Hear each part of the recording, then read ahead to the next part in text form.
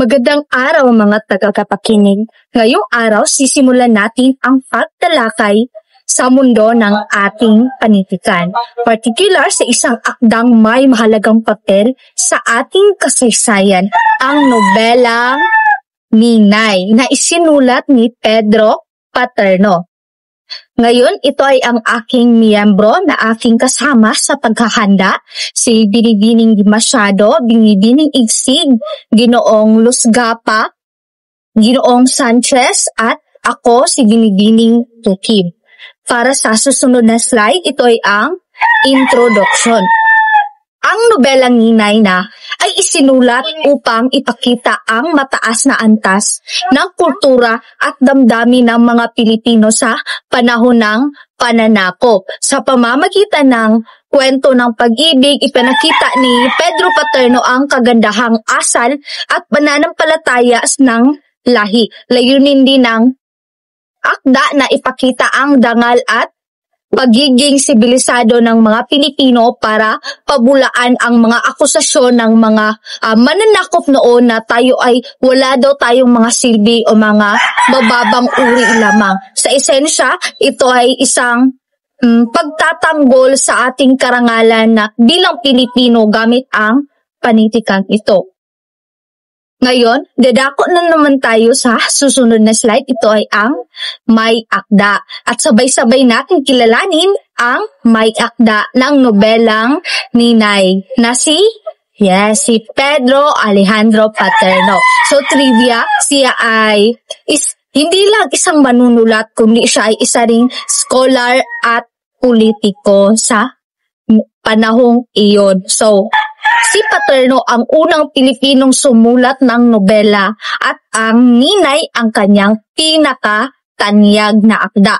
Ipinanganak si Pedro noong 1857 at nag-aaral sa Espanya. Bukod sa pagsusulat, isa rin siyang pangunahing tagapamagitan sa kasunduan na sa Biak na Bato. So, ginamit niya ang mga panitikan upang ipakita ang yaman ng kulturang Pilipino at ipagtanggol ang dangal ng ating bayan. At ipagpapatuloy ni Ginoong Sian ang mga sumusunod.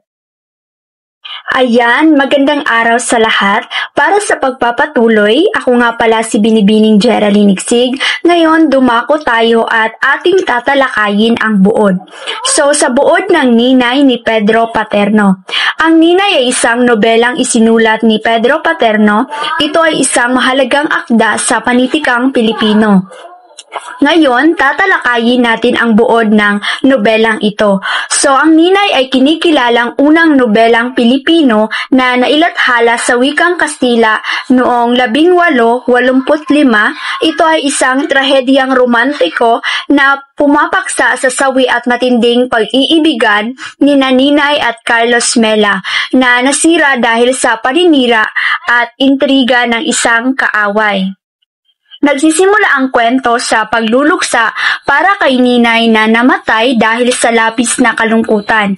Ikinuwento niya ang kanyang trahedya habang detalyadong inilalahad ni Paterno ang iba't ibang kaugalian at kultura ng mga Pilipino. So, ang pangunahing layunin ng akda ay ipakita sa mga mambabasang Kastila ang sibilisasyon ng Pilipinas. So, ang Ninay ay isang makabagbag damdaming nobela na nagpapakita ng trahedya ng pag-ibig at nagtatampok ng kultura ng Pilipinas. Ito ay isang mahalagang akda na nagpapakita ng pagkakakilanlan ng mga Pilipino. So, ayun ang buod ng isang nobelang isinulat ni Pedro Paterno na may pamagat na Ninay. So, ngayon, dumako naman tayo sa mga elemento ng akda. So, ang pagsusuri ng isang akda ay hindi kumpleto kung hindi natin titingnan ang mga pangunahing elemento nito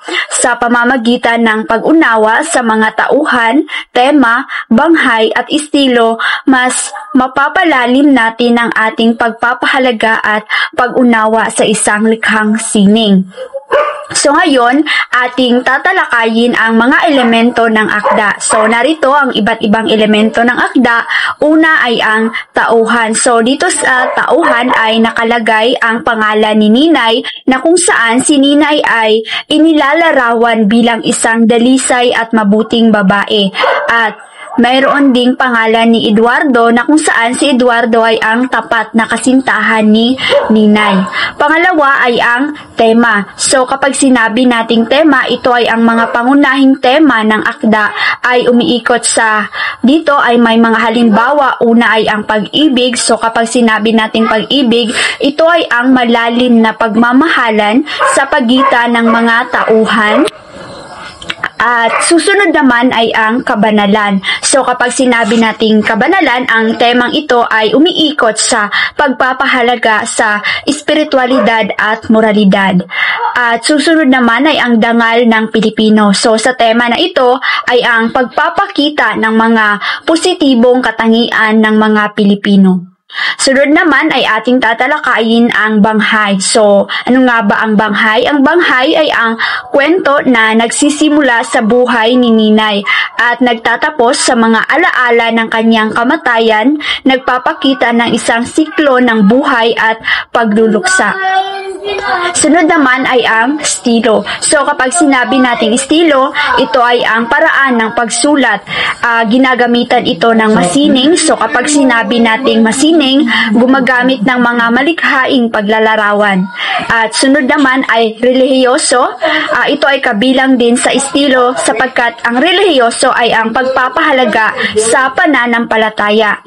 At susunod naman ay makata. So kapag sinabi nating makata, ito ay ang paggamit ng mga talinhaga at matulaing pananalita upang ipahayag ang damdamin. So sa kabuuan o sa madaling salita, ang mga elementong ito ay nagtutulungan upang bumuo ng isang makabuluhan at makahulugang akda. Sa pamamagitan ng pag-unawa sa mga ito, mas mapapahalagahan natin ang sining at mensahe ng akda. So ngayon, dumako naman tayo sa pag-uulat tungkol sa Ninay na kung saan ito ay tinatawag na Costumbres Filipinas. So, ang Ninay ay isang nobelang isinulat ni Pedro A. Paterno. Ito ay isang mahalagang akda sa panitikang Pilipino. So, ngayon, ating suriin ang ilan sa mga mahalagang impormasyon tungkol dito. So, narito ang mga detalye ng akda. Una ay ang pamagat. So, dito sa pamagat, inilalahad ang na si Ninay ay kadalasan na tinatawag na or nanganguhulugang Costumbres Filipinas. So ano nga ba ang Costumbres Filipinas? So kapag sinabi nating Costumbres Filipinas, ito ay ang nangangahulugang mga kaugaliang Pilipino. So ngayon ay ang dumako tayo sa may akda. So kapag sinabi nating may akda, so syempre sa nobelang Ninay, so ang may akda nito, ang nagsulat nito ay si Pedro A. Paterno. So si Paterno ay isang manunulat, makata at politiko noong panahon ng Espanyol.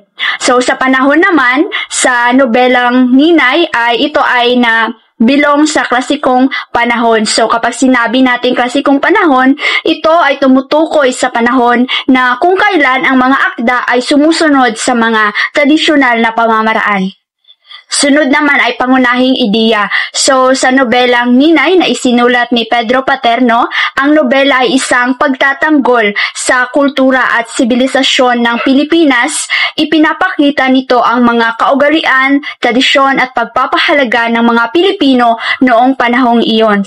So, dito naman sa wika, so, sa isinulat ni Pedro Paterno na nobela ang Ninay, ang ginagamit na wika nito ay Espanyol at original talaga na isinulat ito sa wikang Espanyol. So sa madaling salita, ang Ninay ay isang mahalagang akda na nagpapakita ng kultura at sibilisasyon ng Pilipinas noong klasikong panahon. Ito ay isang pagtatanggol sa mga kaugalian at tradisyon ng mga Pilipino. So ngayon, dumako tayo sa kahalagahan at konteksto ng akda. So, ang pag-unawa sa kahalagahan at konteksto ng isang akda ay susi sa mas malalim na pag-unawa nito. Sa pamamagitan ng pagsusuri sa mga aspetong ito, malalaman natin ang impluwensya nito sa panitikan at lipunan. So, narito ang kahalagahan at konteksto. So, unang nobelang Pilipino. So, itinuturing na unang nobelang Pilipino na nailathala, nagbukas daan para sa iba pang akda tulad ng Noli Me Tangere at El Filibusterismo ni Jose Rizal. So, ang Ninay na isinulat ni Pedro Paterno, ito ay itinuturing na unang nobelang Pilipino na nailathala. Bahagi ng kilusang propaganda. Ang akda ay bahagi ng kilusang propaganda. Ginamit ang panitikan upang ipakita ang pagkakakilanlan ng mga Pilipino at humiling ng reforma mula sa Espanya. Sunod naman ay transisyon sa panitikan. Nagpapakita ng transisyon sa panitikan mula sa mga tradisyonal na anyo tulad ng awit at korido patungo sa mas modernong forma ng nobela. So, sa madaling salita, ang akdang ito ay may malaking kahalagahan sa panitikang Pilipino. Bakit? Dahil ito ay nagbukas daan para sa mga susunod na nobela at naging bahagi ng kilusang propaganda at higit sa lahat, ipinakita nito ang transisyon ng panitikan mula sa tradisyonal patungo sa moderno.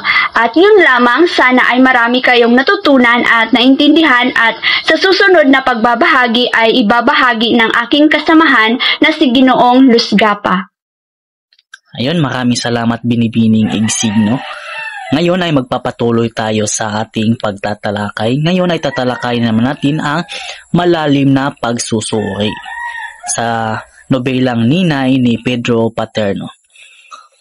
Meron tayong tatlo dito. Una ay ang pag-ibig at sakripisyo. Pangalawa, kahirapan at pagsubok. Pangatlo, lakas ng loob at pag-asa.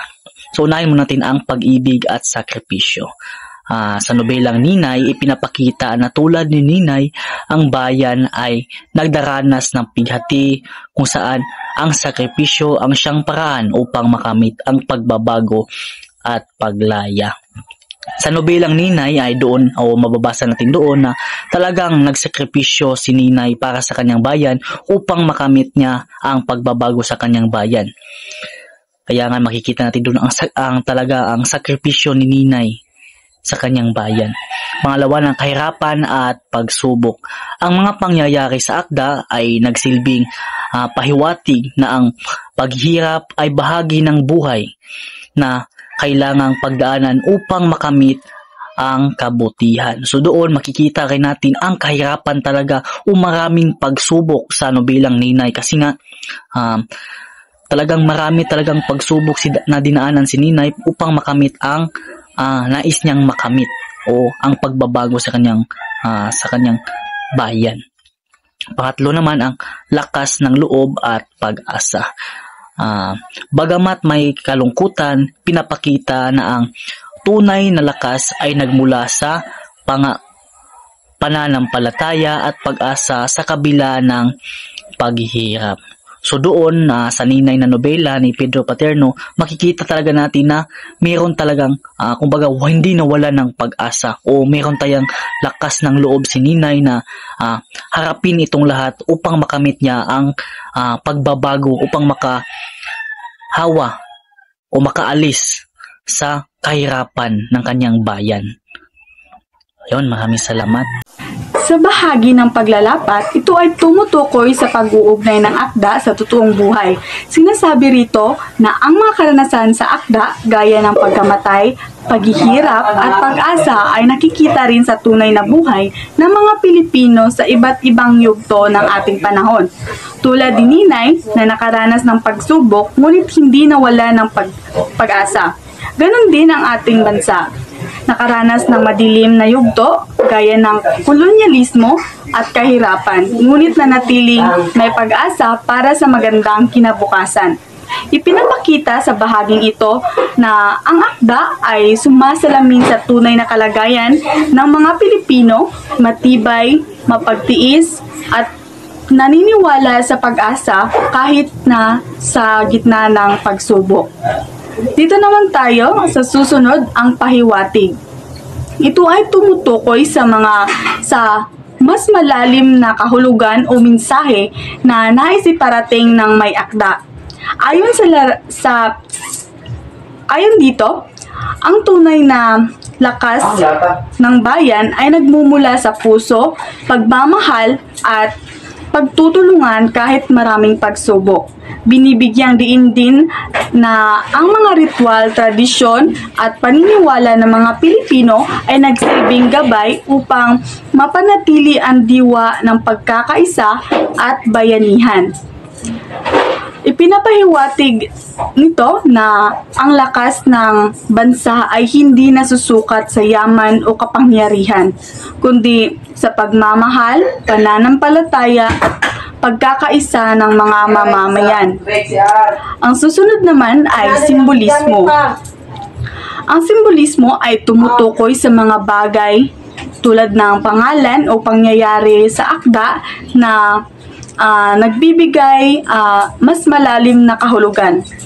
Ang pangalan ni Ninay ay sumisimbolo sa isang bayaning Pilipino na mapagtiis, matatag at may pagmamahal sa sariling kultura at bansa. Katulad din ng mga ritual at tradisyon.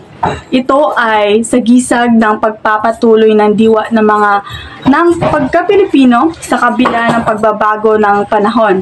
Ipinapakita rito na si Ninay ay hindi lamang tauhan, kundi simbolo ng bagong Pilipinas, isang bansang may pusong mapagmahal, matatag sa pananampalataya at hindi sumusuko sa mga hamon ng buhay. Dito naman tayo sa estilo o kasiningan. Ginagamit ni Patrino ang flashback, matatalinghagang pahayag upang gawing makatotohanan, masining at makabuo ng damdamin at kaisipan. Malikhain ang paraan ng paggamit ng simbolismo at pahiwatig upang patatagin ang mensahe at emosyon ng akda. Ayan, maraming salamat po Binibining Marby Di Machado sa iyong pagbabahagi at ako naman na magpapatuloy dito. At ang tatalakayin natin ay ang pinakatema o yung tema ng nobela. Dito sa tema ng nobela ay tinuturo dito kung ano ang mensahe o ano ang tinuturo ng ating binabasa. Sa nobelang Ninay ni Ginoong Pedro Alejandro Paterno ay ang tinuturo dito ang pinakasimple na pangunahing katotohanan na ang akda ay